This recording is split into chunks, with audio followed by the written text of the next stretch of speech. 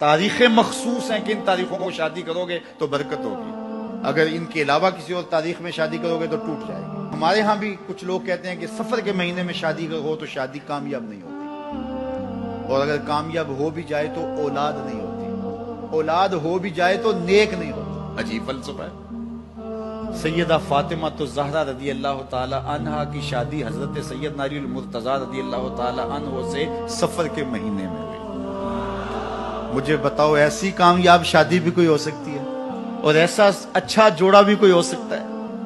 اور پھر کہتے ہیں اولاد نہیں ہوتی، حسن حسین اور زینب پیدا ہوئے۔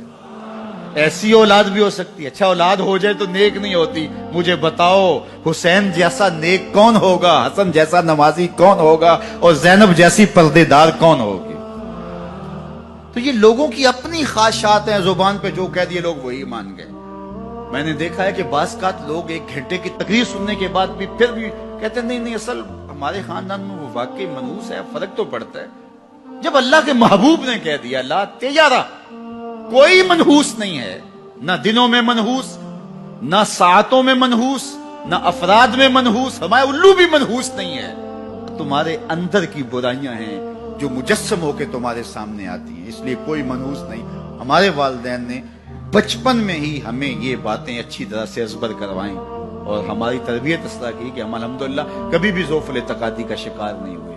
تو آپ بھی اپنی اولادوں کی ابھی سے ایسی تربیت کریں کہ ان کا توکل اللہ پر ہو، ان کا توکل اللہ کی بابرکت ذات پہ ہو، اور وہ اسی پہ بھروسہ کرنے والے ہوں۔ جب اس پہ بھروسہ کرنے والے ہوں گے تو زندگی سوکھی گزرے گی، کبھی مشکل آ بھی جائے گی تو پریشانی نہیں ہوگی کہ دیکھیے کبھی خنداں کبھی گریاں، کبھی اللہ کچھ عطا کرتا ہے کبھی کچھ عطا کرتا ہے۔ وہ محمود غزنوی کو بوڑھے لوگ محبوب تھے، لیکن سب سے زیادہ محبوب ایاز تھا۔ تو ایک دن اس نے اس کو خربوزہ دیا تو وہ چٹخارے لے کے کھا رہا تھا۔ بادشاہ نے چکھا تو وہ کڑوا تھا، کہا ایاز یہ تو کڑوا ہے؟